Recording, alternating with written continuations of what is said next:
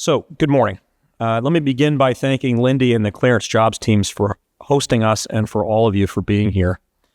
Connect 25 is one of the premier gatherings of our community, bringing together recruiters, security officers, government leaders, industry executives, and the professionals who make our national security workforce possible. And let me say right up front that if I make any misstatements, Matt Eanes will immediately follow and correct me. We all know this, so it's that's good. So there's no need for anybody to raise their hand as I go through. Sorry. The angle on this one is a little awkward. Let me just fix this real quick. Lindy, I'm going to move your binder down here for a second. Oh, right. Okay, no problem.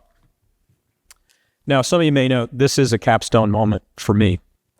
After nearly 35 years in public service, first as a naval officer, then across the intelligence community, NATO, and now as the director of the Defense Counterintelligence and Security Agency, I will retire at the end of this month. It's been an extraordinary journey, and I'm grateful that one of my last opportunities in this role is to speak with you about the future of trust, security, and the cleared workforce. Now, when I think about security, I often go back to my earliest days as a young naval officer aboard an Aegis cruiser. At sea, I think you learn at least these three lessons very quickly. First, you need to keep an eye on the environment, the winds, the currents, and to be aware of any sudden changes. Second, you rely on trust. You trust your shipmates, and they trust you, because without it, a ship can't operate. And third, you remember that people matter most. The technology may be advanced, and it certainly is in an Aegis cruiser, but without skilled and attentive people, even the best systems can fail. And those lessons have carried me through my career. And they apply directly now to what we're here to discuss, how we adapt to new environments, how we build trust, and how we empower the people who safeguard our nation. Because ultimately, security is built upon trust. Trust in our people, trust in our institutions, and trust between government and industry. Without trust, we cannot recruit the right workforce. We can't protect the industrial base, and we can't move at the speed that the mission requires.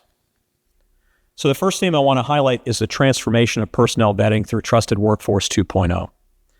This is not just a policy update. It's a cultural shift across the federal government and across industry. It's about moving from a Cold War era clearance system to a modern, agile, and interoperable model that matches today's security environment. And make no mistake, the stakes are national. Trusted Workforce is not just about processing clearances faster. It's about protecting the integrity of our defense industrial base, enabling a mobile and trusted federal workforce, and ensuring America's ability to compete with adversaries who are trying every day to infiltrate, exploit, or steal. DCSA is central to that effort. As the government's largest investigative service provider, we conduct more than 2.7 million investigations each year. Last year, 1.61 million of those investigations were background investigations. So if you take a look at that total, that's over 10,000 investigations that we launch every single workday. Our team adjudicates over 620,000 cases on average each year. So put simply, we are the engine room of that reform. Over the past year, we've made remarkable progress. In less than 10 months, the National Background Investigation Services Program satisfied multiple Pentagon overseers and earned approval to return NBIS to the execution phase. And that turnaround is nearly unprecedented for a software development program of its size and complexity. We've migrated legacy systems like DIS, Mirador, and Swift into the cloud. Now, users did experience some bumps along the first 2 days, but by the third day, performance was back on track. And today we have a stronger, more resilient foundation. That transition reduced costs, it enhances security, and it positions NBIS for future scalability. We've also consolidated 12 million security records into a single unified system. We launched the first version of a modernized personnel vetting questionnaire, streamlined, digital, and easier to use. Early adopters are testing it out, and we're iterating based on feedback before a broader rollout. All of this shows what government can accomplish when agencies and industries work together. OD&I, OPM, CIOs, the PAC PMO, the PAC itself, and our private sector partners. Trusted Workforce 2.0 is not just modernization at speed, it's also national security in action. The second theme I'll touch on is continuous vetting, which has fundamentally changed the clearance landscape. We've moved away from periodic reinvestigations every 5 or 10 years to real ongoing assessments of trustworthiness. And this is also transformational. It allows us to detect and address risks as they emerge, not years later and not late to need. Today, 3.8 million individuals are enrolled in continuous vetting. Each year, we analyze more than 100,000 actionable alerts. The majority are self-reported and mitigated quickly, which also further reinforces that trust works both ways. And that is the point. Continuous vetting is not surveillance. It is stewardship of trust. It allows individuals to be judged not in context, to self-report when life happens, and to remain trusted while the system manages risk fairly and responsibly. The data tells a compelling story. Continuous vetting identifies potential derogatory information 7 years earlier than old secret reinvestigation cycles, and 2.5 years earlier for top secret. We've also slashed the turnaround time for reciprocity requests from 65 days to a single day for personnel transferring into the department.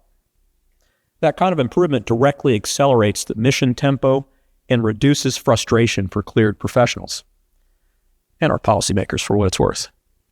By standardizing requirements across agencies, we are building a unified system of trust. That alignment reduces redundancies, it enhances efficiency, and it strengthens our collective security posture. So at its core, continuous vetting is a trust multiplier. It strengthens confidence, speeds operations, and it protects missions. The third theme, therefore, then, is integration, because personnel vetting is only one part of a larger security ecosystem. DCSA is the nation's only purpose-built security agency.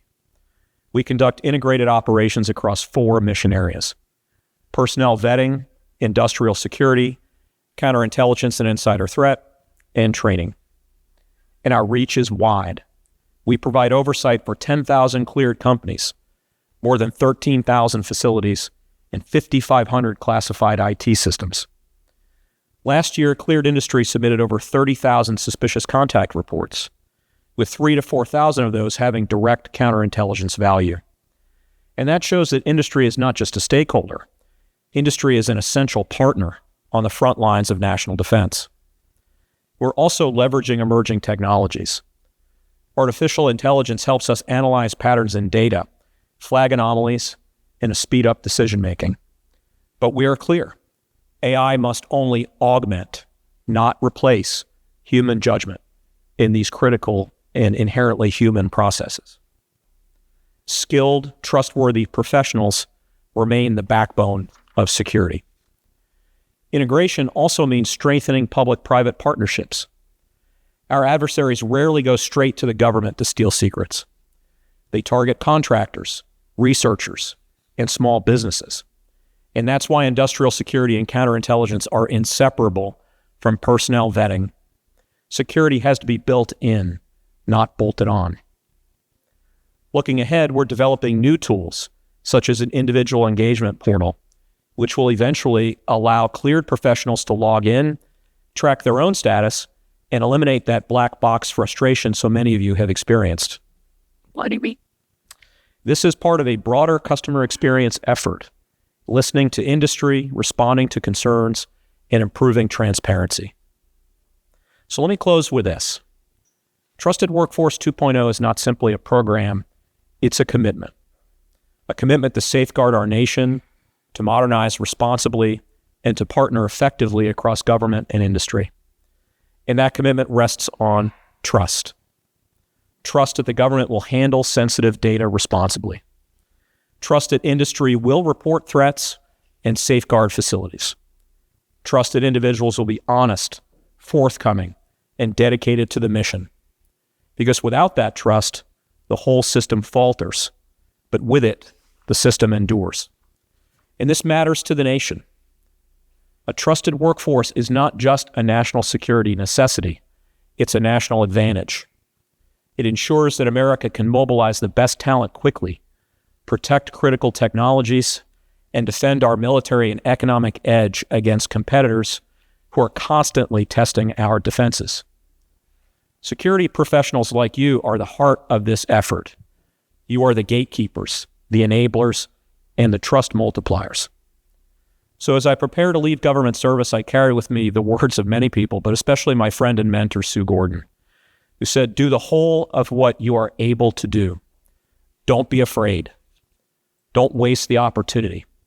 Be fearless. And that's exactly what Trusted Workforce 2.0 calls upon us to do, individually and together, to adapt, to modernize, and to be fearless in protecting our nation's enduring edge, the trust of its people. So thank you for your partnership. Thank you for your service, no matter how you serve, and thank you for the opportunity to speak with you today. Next up, Matt Eanes, Director of the Performance Accountability Council Program Management Office, one of my favorite acronyms in government. There's nowhere for my coffee on the top. It should be flat. All right, well, thank you so much for inviting me back again this year, Lindy. I'm excited to speak to this audience in particular because we do a lot of these events and we talk to a lot of security managers and practitioners and folks in the field. But it's a good opportunity to talk to folks who are in human capital and HR and recruiting as well, because you interact with the candidates and the individuals in the workforce very differently. So it's an opportunity for us to do the fireside, which I'm most excited about, and even more excited about getting to your questions. So I'm going to keep my remarks pretty short and focused on kind of framing how we got to where we are and framing a little bit about what you're going to see this year. So as people are asking you about it and be like, why is this going on? You can say, well, this is what that is. So David mentioned Trusted Workforce several times in his remarks. This was an effort that was kicked off in 2018 on the heels of the data breach and the significant program challenges. If anyone was around back then, you remember clearances taking almost 2 years to get, there being a 725,000 case backlog. Charlie was here at that point, came in to help fix it all. So Trusted Workforce kicked off on the heels of that, and it was designed into 3 phases at its inception. Phase 1 was focused on 2018 to 2020, and it was designed to stabilize the enterprise and prepare it for change. So the things that happened in this phase were the response to the breach, getting the bad guys out, getting the systems restored, restoring integrity in the systems. Second, working down the backlog, a reduction from 725,000 cases down to 200,000 in under 2 years.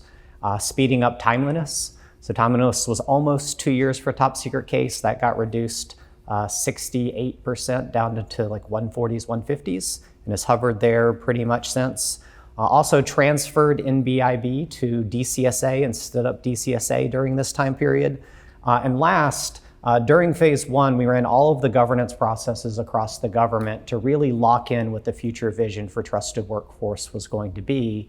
And it formed the basis for all the policy that was to come. And you'll hear us talk about scenarios, but in the very beginning of the effort, we locked in 5 scenarios. Initial vetting for how we're going to take outsiders and make them insiders. Continuous vetting, which David mentioned, of how we maintain trust with someone once they come inside. Upgrades for how to elevate trust. Transfer of trust for how to move people around.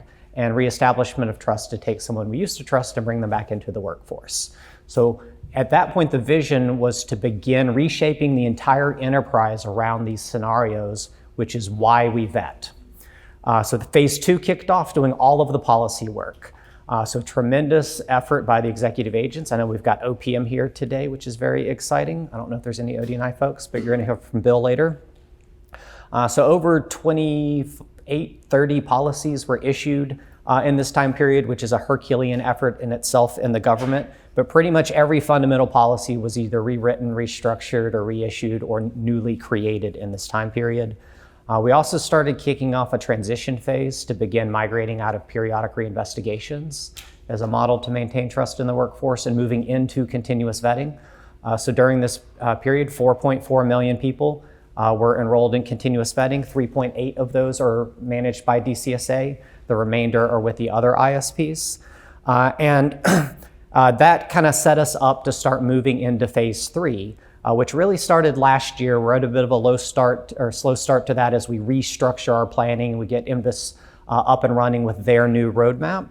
But we're really turning the corner for implementation to begin this fiscal year with some significant velocity. That started with reassembling the PAC principles for this administration.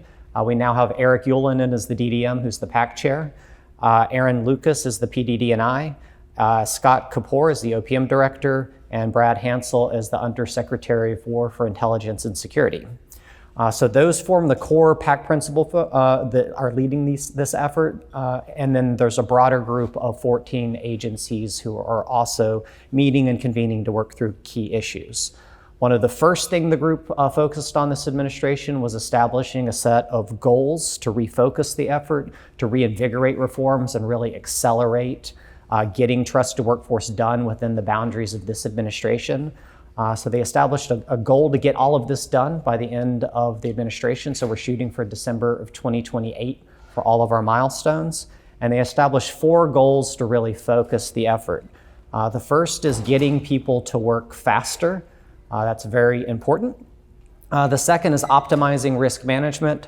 The third is eliminating waste and lowering costs. And the fourth is improving the experience of the process. So what does that mean for short-term things? What you're going to see in FY26, there is a ton of activity that's going to happen. We are really shooting out of the gate this fiscal year. But I want to put a few things on your radar. First is continuous vetting for the non-sensitive public trust population, the non-sensitive folks instead of the sensitive folks who have access to classified. We're going to get the rest of this population into continuous vetting. We've got close to 200,000 of the population enrolled right now. There's going to be a big push this quarter and early next quarter to get the remainder of the population in. And how this impacts you is it's going to make mobility of the workforce much more seamless. Second is maturing continuous vetting, enhancing the capabilities, making that more efficient. David mentioned all of the alerts coming in, but that's burying us in reviews of alerts. We need to get more efficient at that, more effective at that. So there's a lot of work being put into maturing our CV processes. Third is the new products that sit underneath Trusted Workforce as we move from 5 investigative tiers to 3 investigative tiers, a more efficient and effective model. Those are going to start rolling out this quarter. So we have 5 ISPs who are early adopters for those that are going to be kicking the tires this quarter, and will be beginning to scale later this year. But that is very exciting to move into the new tiers. So what you may begin to see is some of the ISPs starting to process tier high cases instead of tier 5 cases, or tier moderate instead of tier 3, or tier high instead of tier 4. So 1 is moving to low, 2 and 3 is moving to moderate, and 4 and 5 is moving to high.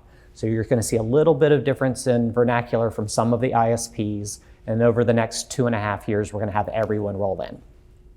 Next up is PVQ is going to start getting implemented this fiscal year. That's going to start with the early adopter ISPs beginning to use it for their products.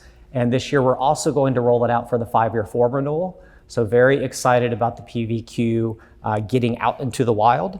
DCSA is also working really hard to move to a single low-side repository. Right now we have 2 on the low side with CVS and DIS JVS. Most of you are familiar with just the DIS JVS folks, but CVS is what the rest of the government uses outside of DoD. So those are merging into the same repository, which is going to make it a lot easier to get people to work and to do their upfront validate need components of the vetting process and streamline those front-end reciprocity problems that we have today with some of the data fields not being available.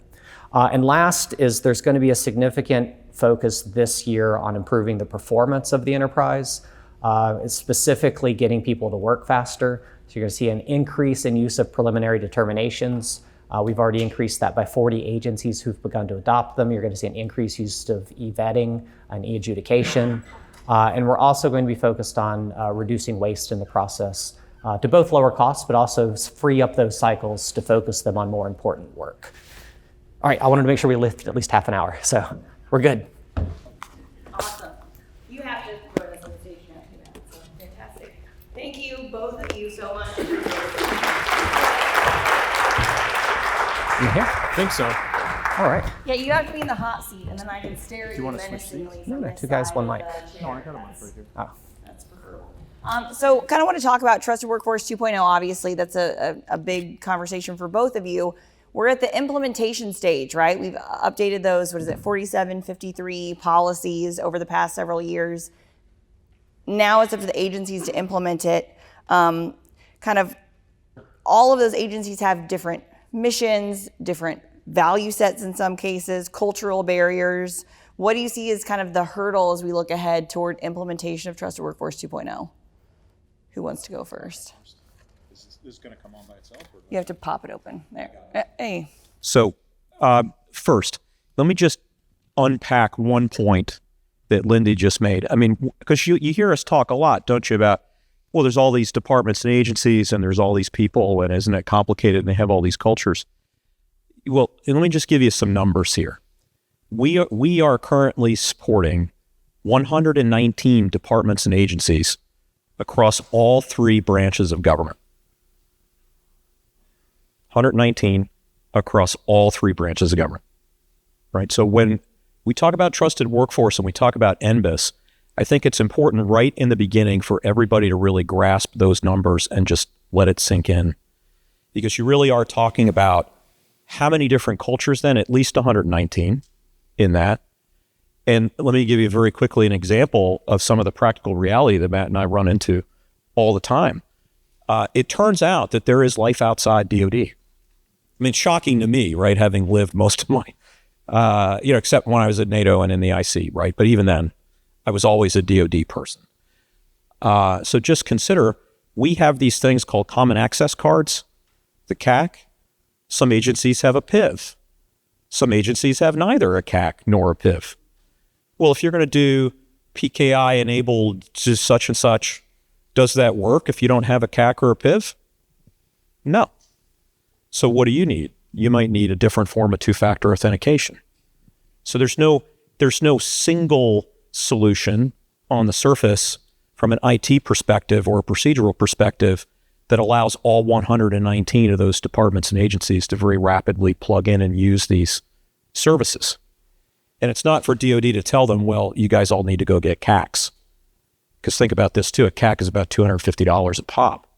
So is that really what is most efficient and cost effective? Or mightn't we actually think about the customers we're trying to serve and build a single IT solution that actually addresses all that? So I just share that with you because we will get feedback and I'm sure you'll hear it. Either you with the people you're trying to support from a human resource perspective, or you're going to hear it in some conferences, people will allude to it. But this cultural factor is a really big one, and it's critically important that we get it right. Each of those constituencies then will have, and I hate to use this word, but they'll have subjects that will go into that population that actually need a solution, procedural and information technology that meets them where they are, doesn't push them to go where we want them to go culturally. So the biggest success, though, has been moving from concept to execution with real measurable outcomes when we talk about a lot of these things. And the biggest hurdle is achieving true interoperability across those diverse agencies and cultures. Now, I talked about the tangible progress. I won't renew that. And rather, I just want to say a few words then about customer-driven improvements, because this is really critical. We're building NBIS using agile methodology. And if you're unfamiliar with it, I promise you can go online and Google the Agile manifesto or the Agile process, and I promise you it's less than one page. I think it's like 14 lines. And it's worth reading because it captures a really important and powerful philosophy about change and about adaptation and about being nimble and not getting locked in to any one mindset or any one solution, and about recognizing that sometimes things don't work. And you learn lessons from that and you pick yourself up and you move forward. So what we've tried to do within DCSA is apply the Agile Manifesto, not just in our NBIS development, but also in our reorganization and in our workflows. And to embrace the idea that we are, because we are a service provider. We're a business. 65%, more than 65% of DCSA's budget, $2.2 billion every year out of a $3.29 billion budget is derived through a fee-for-service model in exchange for personnel vetting services. The end product we're selling are the various forms of the security clearances and the reviews that Matt amplified in his remarks. So what do you do as a service provider? Well, you need good quality. You need consistency in your work. You need cost effectiveness, right? I signed the rates out after some significant coordination with the White House and with the DoD comptroller that all those 119 departments and agencies must pay for those services. And that's in their budgets to come back and pay us. If you're in cleared industry, you're welcome because your security clearance is funded by DCSA's budget. We actually get, $325 million a year to pay for that. So really important. But the final thing when we think about ourselves as a service provider is customer engagement and customer experience. Because that is really what it's all about. I mean, if you think about being that individual, you do want that pizza tracker to know how things are going. And that is a cultural thing. If you order a product from a provider, you do want to know where it is.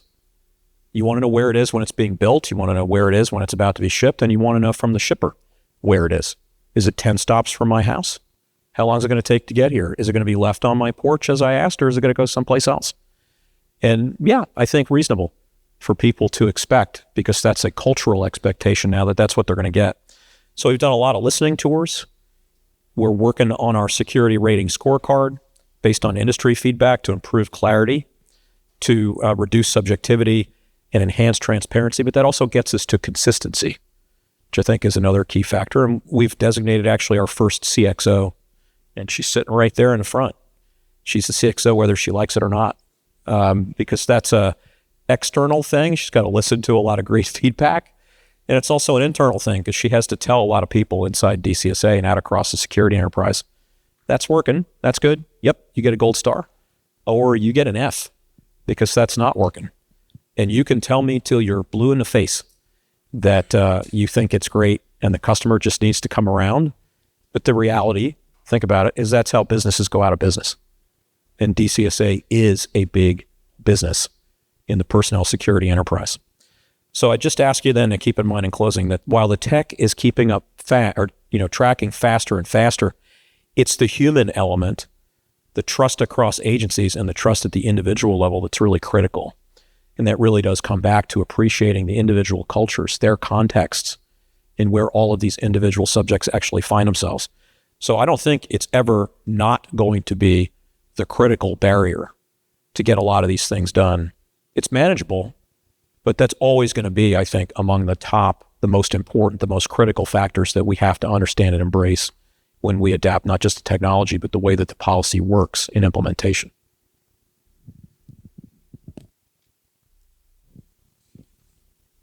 Ditto. I don't know. My question. So Matt, you birthed this baby. Do you trust these agencies he and I were to sort of raise separated at birth. We share the same mindset, and largely with one difference, the same personality type actually, and have really enjoyed working with each other. I think we've got a lot done. So if he answers first, I'm going to say ditto. Usually, it just depends on which one of us jumps first. Yeah, I am wearing black in mourning for Cattler retiring. Except for my socks, which I'm wearing for Lindy. If you can't see, I'm wearing ClearanceJobs socks that they shilled out last year. I think I'd answer maybe one thing philosophical on the success part. We've done a lot of work to set up the theory of change for reforms. It's a whole of government effort. It impacts every department of agency. It impacts every person in the workforce. And so the theory of change really needed to hold at the velocity of whole of government change, which is a really, really hard thing to do to affect change across all of government that impacts every single agency, and many of them are decentralized.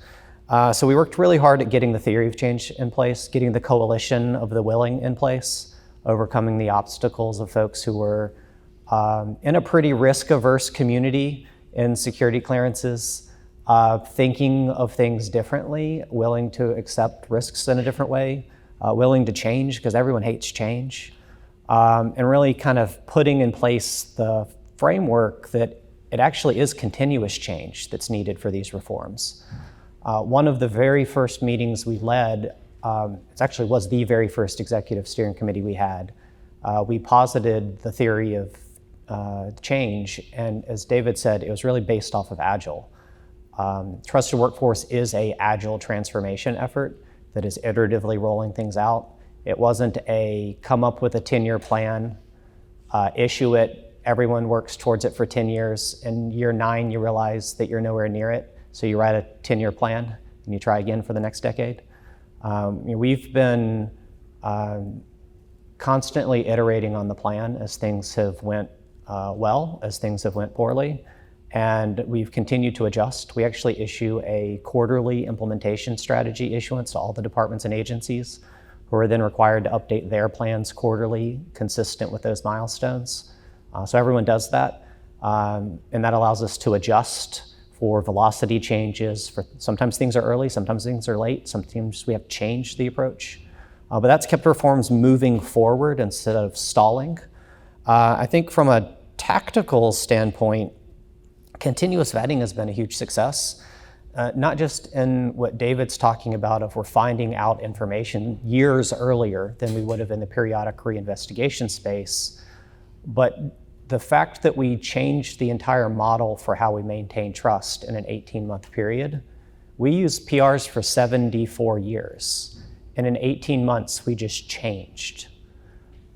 That, I think, is a pretty big success of the effort.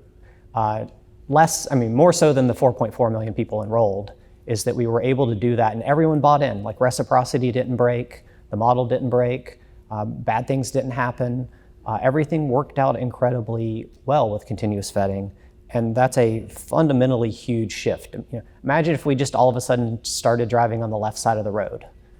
Like that probably wouldn't go so well. From a hurdles and challenges standpoint, I think Cutler hit on most of it, but whole of government reform is hard. Agencies' budgets are decentralized, the resourcing is decentralized, there's different levels of competence and resourcing across agencies, and everything is interdependent. So all these milestones that are being issued all have to be done in sequence. It's a very highly complex and choreographed set of activities, and everyone has to get there at the same time and kind of be lined up in a row in order for things to work smoothly. We do a tremendous amount of engineering behind the scenes to make that smooth for agencies, to make that smooth for the workforce, sometimes better than others. But the idea is to make it, to have a really complex watch, but the second and the minute hands look really simple. Just an aside, budgets are both challenging within agencies to get resources, but in the years that we have a CR, that makes it particularly difficult because no new starts and funding gets capped. So things that we plan for that require investments, we're trading money around, or things don't get resourced, so then we have to change the plan. And then years where we have shutdowns, that's happened a couple of times, that sets things back and disrupts plans. So budget would also, and resourcing would be a big issue too.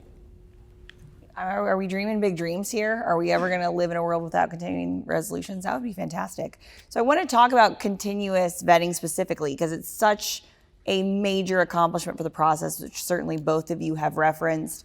But it does make this issue of, in this community of a lot of folks who are doing hiring and staffing, reciprocity remains a huge struggle. And accepting the continuous vetting, determinations in other agencies, similar to accepting a clearance determination made by another agency, remains a huge hurdle, a part of that cultural shift. And it's something that GAO has continually flagged as well. Are there ways that potentially technology, continuous vetting can help to solve this problem? Is it a technical issue? To your point, is it a cultural issue? And are there possible ways to fix it, for the love of Pete? Yeah, I'll go first. It's a little bit of both. So I think a good mental model to think about that is it's a two-dimensional problem where if you think of trust on the x-axis, do agencies trust each other and their decisions back and forth? And then you think of, do they have the information to make that decision on the y-axis? Where we have situations where there's high level of trust between agencies and they have the information, that works incredibly seamless and it's smooth. Sometimes the agencies trust each other, but they don't have the information, and so they're trusting that decision anyways. And that's actually something we don't want them to do because now they're inheriting risk they shouldn't be. And there are gaps in the technology today where all of the information agencies need is not in the repository. On the low side, Cattler's team's working really hard to update DISC JVS with additional attribute data. That's on the roadmap for early release this year, but the rest of it will come in 27. And on the high side, D&I is working really hard to stand up a program called Taurus, which is going to pull that information into a central place so that in the IC, we can move people around more smoothly. On the side of there being low trust, but the information is available, that's where we need to monitor metrics and measure how those transactions are happening. Right now, the way the systems are built, we actually can't record those transactions. They happen in somebody's brain. So it all happens out of the system and is unmeasurable. As we implement the new systems, they're going to be more workflow-based. So we'll be able to record those transactions and then measure against them, see where the bad behavior is happening, and then address it. And then there's situations where you have low trust and low information. And this is, again, about getting the information into the repositories so that they have what they need. And then if it ends up they having it and then they don't accept it, then we can measure it and course correct. Okay, so ditto. Look, I've been described a few times as maybe a little more blue collar as an SES than some others, so I'm going to be pretty practical to amplify Matt's answer and be a little plain. Technology enables speed, but it's the trust that enables the adoption. Now, I have worked for plenty of agencies and have been investigated many, many times over the course of my career and have had additional credibility checks, 7 of them. I've had all forms of the polygraph except for the law enforcement one, to my knowledge. And I would tell you, there have been times in my career when I worked for a certain agency where I was reinvestigated by that agency, even on the heels of a favorably adjudicated and incredibly recent OPM investigation, because they didn't recognize that it was sufficient to what they wanted. Not what they needed, but what they wanted. Because I was going to go right back on the box right after that reinvestigation was done, because they wanted to do it themselves. And that's probably still their prerogative to do it that way. And that shows an incredible lack of trust in the system that is cultural, I mean, to the first question, but for me, it also gets back to just basic authorities.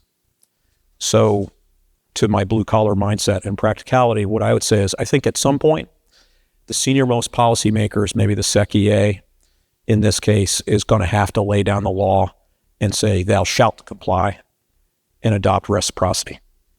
I do think, I've been asked this question a lot on the Hill and in some other venues. I think at some point, it'll be stark who is willing to adopt that trust model and who isn't, and I think they may need to be compelled to do so. Now, I don't think that when I say that I would go so far as to say that those agencies that require additional credibility checks, whether they're polygraph or their psychological reviews or medical reviews, for example, should not be allowed to ask for those or demand them. They absolutely should. And there are incredibly valid reasons why those safeguards are in place and those additional security checks. And I knew it was an absolute necessity that I be subject to those and fully comply when I went through. But what I'm saying is the mass, I mean, when you're talking millions of people, we've got to have the trust in each other across the government in order to make this work. Data is shared consistently with agencies, and that does create a feedback loop, and it should reinforce confidence in the results. We have to show our math. That's another big thing. So there also has to be, I think, more visibility and transparency within the proper circles on adjudicative decisions. What's that based on? I mean, these are objective in the sense that Seed 4, if you're not familiar with it, really do take a look. Seed 4 lays out the guidelines, but Seed 4 also lays out this whole person concept, which does require then an appropriate level of subjectivity. So certainly in the whole person look, but also in the look at these individual categories in the Seed 4 as they apply to an individual subject.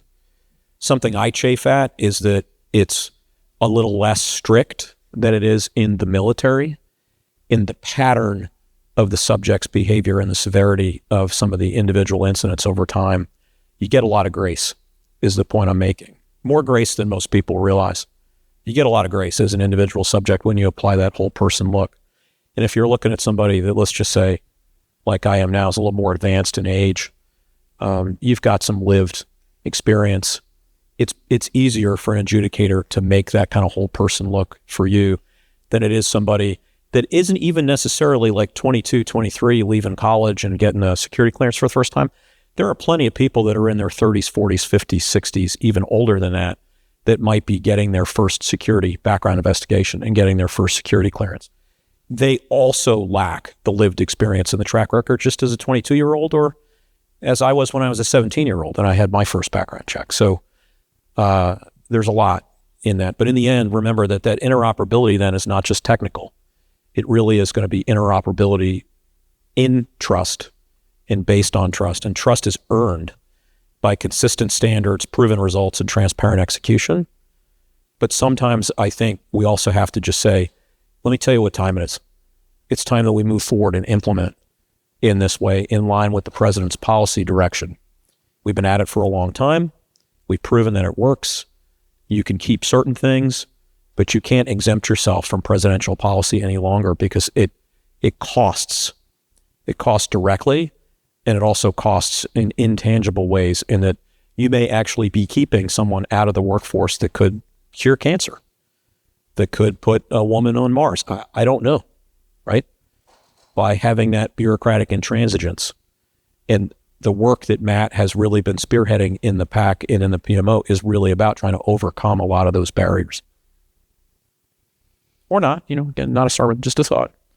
But I do think we could get to that point in the coming years between now and 2028. Awesome. I want to make sure I have time for your questions. So if you have questions, throw your hand up. Let me know. Oh, got one right there. It's our pretty incredible journey for modernization. What was that first step? I'm just curious.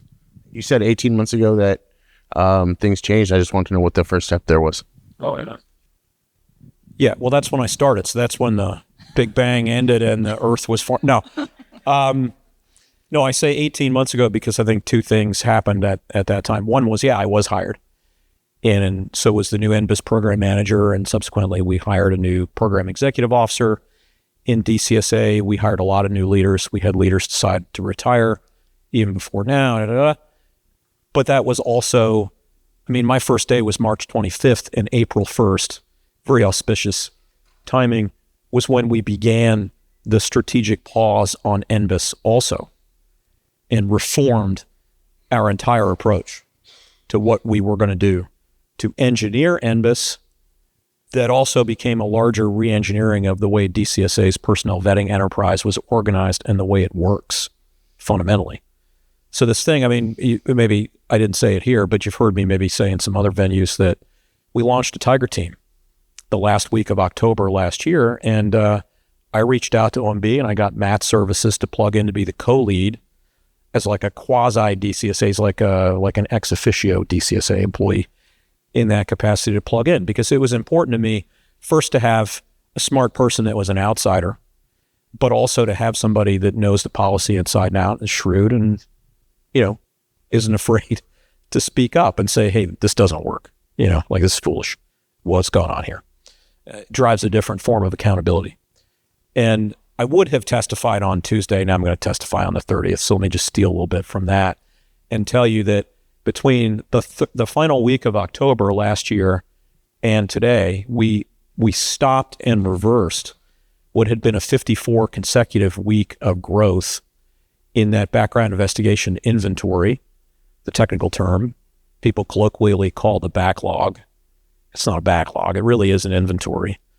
But also then steady rises in timeliness, which is the governmental, because we got to be weird in the way we say it. What that really means is it was taking longer and longer to do T3s and T5s. Well, where are we now? Well, we've reduced the inventory by more than 38%. At the same time, we cut the workforce by more than 13%. And we reorganized. Well, how did we do it? We fielded marginal increases in technology. What we really did was apply the Agile Manifesto to the way they're organized, to the workflow, and the way they're allowed to participate in decision-making around how to perform. we just set them free using the Agile Manifesto. We also got a 10% on average reduction in the timeliness numbers, more significant in a T3 than in a T5, because we're trying to like manage that workload, the volume, the velocity of the T5 inventory a little bit differently than we are the T3, because I'm concerned, many are concerned. I mean, I get 540,000 CV alerts a year on 3.98 million people. 28% of those require deeper investigation. The bulk of them then therefore are either duplicative, which is a problem because I need to burn that down. I want to burn that down through automation. So expect us in the next 6 months to make a massive push on deduping, on deduplication in that body. But there's also a great number of those reports that are confirmatory, either because we know it already from more than one database, we know it from an investigation, or we know it because the subject actually complied with C3, or the company did, and the subject did, and told us something that that automated CV reporting indicates to us. But in that 28%, I mean, look, I want to be a drama queen, but like every time I wave my hand and say, oh my God, I got 540,000 alerts, why don't we just, bulk reduce? We find a pedophile. We find a child molester. Not an exaggeration. I mean, I'm deliberately sharing this to be harsh about it. And we find them because apparently pedophiles don't know how to transfer money in a way that the Treasury Department can't detect. Good. And then we go and we share that with law enforcement and we unravel that whole thing. And it's good that that happens and we get them out of the cleared workforce. So there's risk in that pile and there are bad people in that pile. It's not just that, I'm getting duplicative reports and I've got things I got to work through. So yeah, I think a lot's changed in a year and a half about the way we do the work and the way we think about ourselves. Yep. Yeah, okay. So we have 3.98 million subjects that hold national security clearances in our holdings. And then as Matt said, there's another 400,000 some odd that outside that number. The non-sensitive public trust population is a couple multipliers greater than the national security population. Every time I give a number, the number turns out not to be right, so I'm not going to share the non-sensitive public trust number, but it's bigger, right? So last year, 2024, DCSA completed 2.7 million investigations. 1.61 million of those were background investigations. We did 688,000 adjudications because we don't provide a service for every subject that is end to end, meaning that we launch the BI and then we also do the adjudication in 688,000 cases, less than that. Yeah, well, or it could be we do an investigation and another ISP does the adjudication, right? So 1.61 million background checks. Now, I just go back to, so what's the value of CV? Well, first off, how in the hell would you handle 3.98 million subjects if you had to do a full scope investigation on each and every one of them every 5-10 years? How would you do that? How many background investigators would you need? And could the nation afford it? Probably not. I mean, we have several thousand people that are government or contracted background investigators to service that population. And they're doing every form of investigation. So not just a T3, T4, T5, T2. They're actually out there doing investigations that are triggered based on CV alerts as well. And we have to have that capacity. But the other thing is, consider that a full scope, like a brand new T3, T4, a few $1,000s to several $1,000s. A T3R or a T5R, the reinvestigation at that full scope is only on average $1,000 less than the initial T3 or T5 is. So do the math. CV enrollment's $93 a year per subject. And you've got that added operational benefit of detecting things either 18 months or several years earlier than you would have if you were pausing and waiting to do that full scope investigation on the time hack. But the people who administer CV and CE in the intelligence community have to be responsible stewards then of those continuous systems. And again, in blue collar practical terms, what that means is the president's given us this extraordinary authority to process this data at scale around this population to ensure that we're able to properly balance responsibly fast accession, reestablishment of trust, initial trust, whatever the case is, for those individuals that seek to obtain and maintain a security clearance or a trust-based relationship with the government in any form.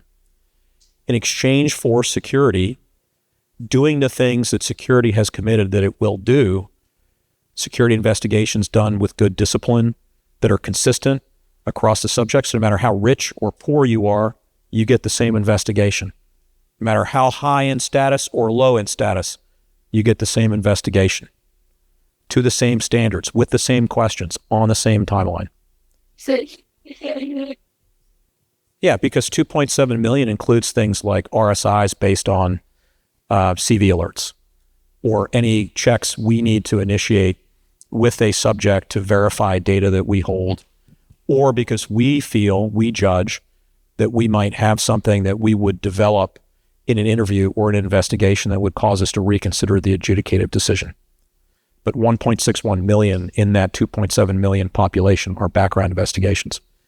And that works out to between 10,500 to 11,000 investigations initiated each day by our workforce alone. So there's, to amplify on that, there's 3 population segments. There's the sensitive population, which is secret and top secret, so T3, T5, which you commonly hear it referred to. There's the non-sensitive public trust population, which is T2, T4s. Those are people who have moderate risk or high risk investigations. And then there's the low risk population, which falls outside of the public trust. For you guys, you're just trying to put a person to work, but those are 3 separate authority sets, 3 set legal definitions, 3 different executive orders and sets of laws. All of that's been folded into the same policy framework now. So that's why we have 3 tiers. And all of the investigative standards merge all of that together, and they're co-signed by OD&I and OPM. Across those 3 segments, there's kind of 4 type of products that David's referencing. One are traditional initial investigations. So that's like the full investigation that you would think of. One is partial products that DCSA does. So you guys you won't see it because it's done behind the scenes, but DCSA actually supports most of the other ISPs doing partial work for them, and then they round out the rest of the work. The third type of thing is SACs, or fingerprint checks. We run a lot of fingerprint checks in order to give people badges or renew their badges, or if they're working in specific positions like childcare and other things, we have to run their prints more often. And then the fourth, David mentioned RSIs. This is triggered work. So if somebody's in continuous vetting or something comes up and we have to go send an investigator out to look at it or go get a record, that's an investigative product. So 3 populations and kind of 4 product groupings falls into that definition. Awesome. We're close to or at our time now, but I did want to give you a chance to close a little bit. Like, this is, a room predominantly, there's some security officers, but a lot of folks in that talent management space. So what you said earlier, Matt, about improving the experience and putting people to work faster is critically important. Kind of as a takeaway for this group, how can they be better stakeholders in security to enable that better efficiency, putting people to work faster as industry partners with what you all are doing? Well, I'll plug our listening tours first off. We do a listening tour every single month. It used to be the last Wednesday of every month, and now it's the first Thursday of the month. So if you want to participate in the process and give us feedback on how it's going and where things can be improved, each one of them has a special focus. Actually, the next one in 2.5 weeks, the first week of October, is on the individual experience and ways to improve that. So the way we do it is we break it up into smaller groups of 8 to 10 folks. And if we get 50 responses, we'll do 5 sessions. If we get 10 responses, we'll do 1 session. So it's kind of elastic to the number of people who are interested. So participate in this and give us feedback. Yeah, so ditto. Feedback's key, and people should really step up. Feel free to give the feedback. Organizations can do that for their covered individuals, that population, but the individuals will also often get a questionnaire themselves after their investigation's complete, and they should use it. they're not going to pay a price. There's going to be no penalty when they fill this thing out. And here's why.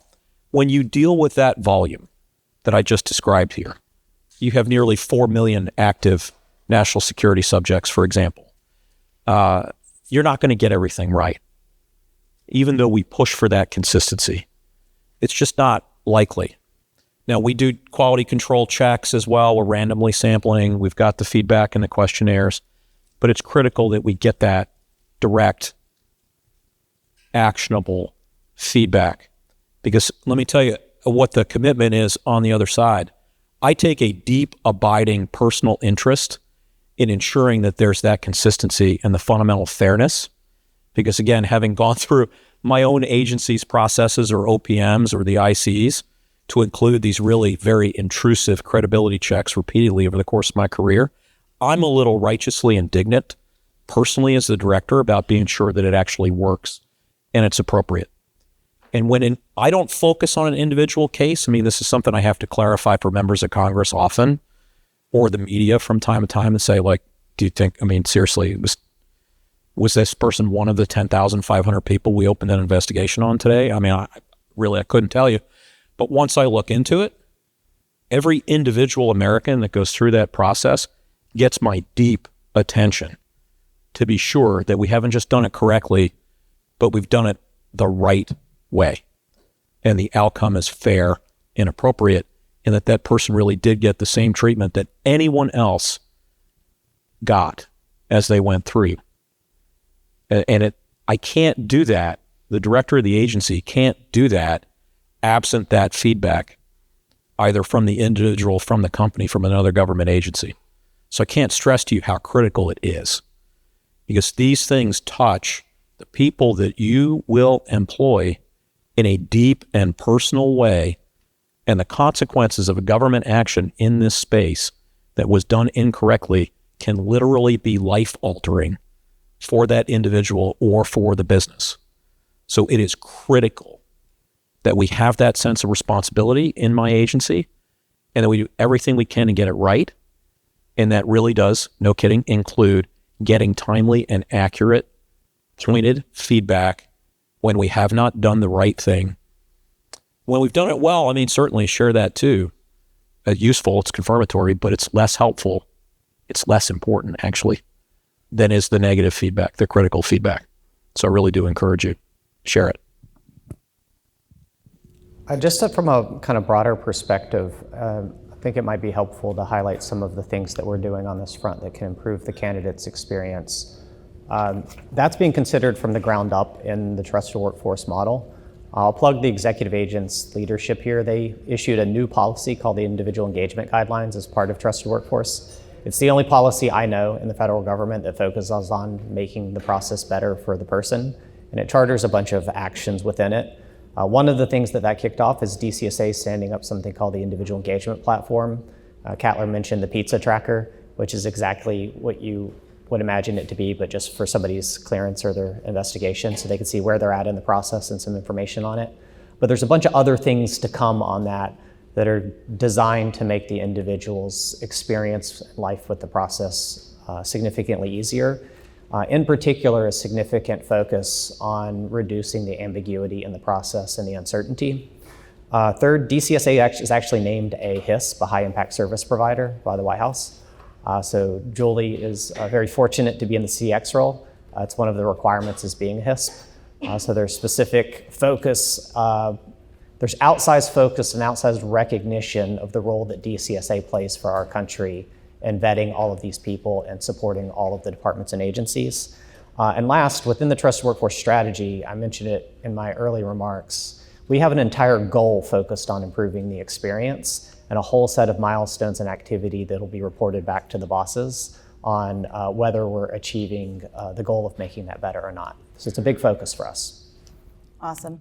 Thank you so much. When I first met David Cattler when he came on board, I was so excited that he would get to work with Matt Eanes. It was one of the first things I thought, because Matt Eanes is one of the most brilliant people working on policy reform efforts in government, and I knew they were hopefully going to have a great time. So, I mean, right?